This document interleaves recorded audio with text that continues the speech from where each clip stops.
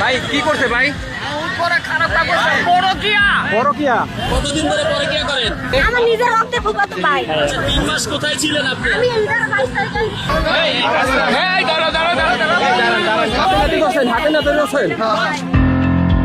রাজধানীর ব্যস্ততম এলাকা, সবাই যখন নিজ নিজ কাজে ব্যস্ত, ঠিক তখনই হঠাৎ করে অস্বাভাবিক এক পরিস্থিতি দেখা যায়। একজন নারী ও একজন পুরুষকে ঘিরে কয়েকজন লোক টানাহেচড়া করছেন।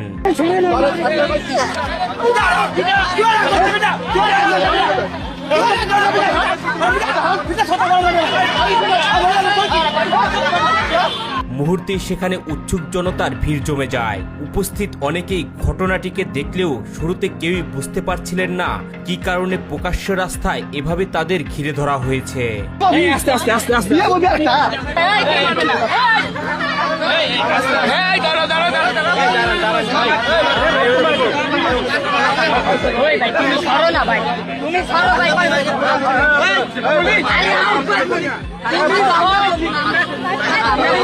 ধীরে ধীরে আসতে থাকে পুরো ঘটনা। অভিযোগ রয়েছে এক সন্তানের জননী দীর্ঘদিন ধরে স্বামীকে ফাঁকি দিয়ে প্রেমিকের সাথে বিভিন্ন স্থানে সময় কাটিয়ে আসছিলেন। আবাসিক হোটেল থেকে শুরু করে নানা জায়গায় তাদের দেখা সাক্ষাৎ চলছিল বলে দাবি করা হয়। ভাই কি করছে ভাই? পরকিয়া।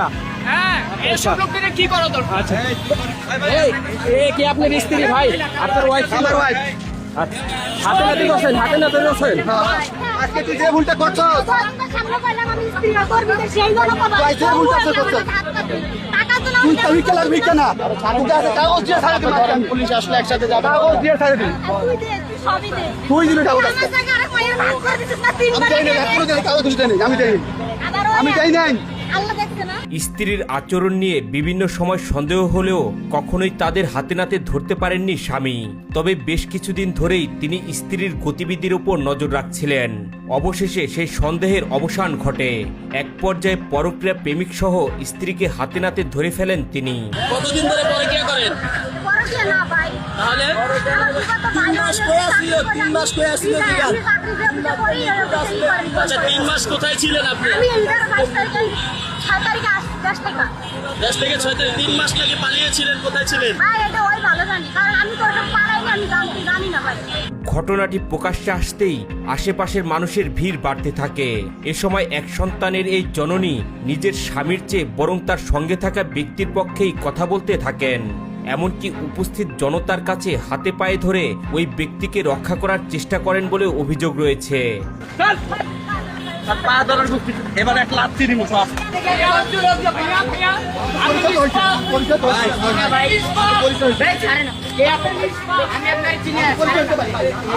পরিস্থিতি আরো নাটকীয় হয়ে ওঠে যখন এই নারী দাবি করেন তার সঙ্গে থাকা ব্যক্তি কোনো পরক্রিয়া প্রেমিক নন, বরং তার ফুফাতো ভাই। তবে সঙ্গে সঙ্গে সেই দাবিকে অস্বীকার করেন তার স্বামী। তিনি জানান সংসার জীবনে এত বছরেও যদি সত্যি তার স্ত্রীর ফুফাতো ভাই হয়ে থাকেন তাহলে অবশ্যই তিনি তাকে চিনতেন। আচ্ছা উনি দাবি করছে ওনার মামাতো বোন। আপনি কি? আমি জানি আমি চিনি আমার নিজের রক্তে ফুফাতো ভাই। নিজের রক্তের? ফুফাতো ভাই। আটক হওয়া ব্যক্তি তার পরিচিত কেউ নন বলে নিশ্চিত করেন তিনি। একই সঙ্গে তিনি দাবি করেন তাদের একটি সন্তান রয়েছে। সন্তানকে না জানিয়ে এবং পরিবারের কথা চিন্তা না করেই দীর্ঘ সময় বাড়ির বাহিরে কাটানোর কারণে তিনি এবং তার মেয়ে মানসিকভাবে ভেঙে পড়েছেন। বাচ্চা রাইখা এক কই দিয়ে যে ফুয়া তুমি 12 বছরে ফুয়া তো দেখেই না হুইলের বাচ্চা।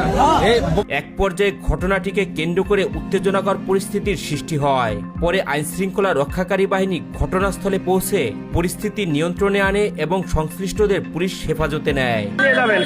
ভাই এই যে গাড়ি সামনে গাড়ি